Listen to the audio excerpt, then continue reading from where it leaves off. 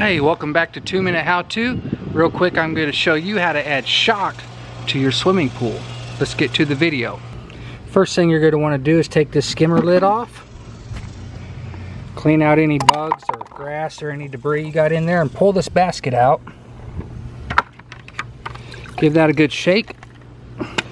I buy my shock in bulk, and this is about a pound whenever I fill that up. If you just buy the packets, 1 packet is equal to 1 pound. You just want to pour it in slowly.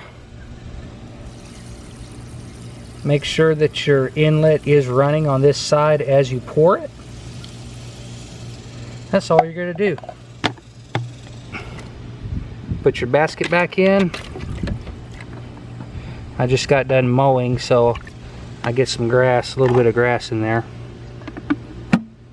And there you have it. And that's it. Thanks for watching. Don't forget to subscribe, and we'll catch you on the next video.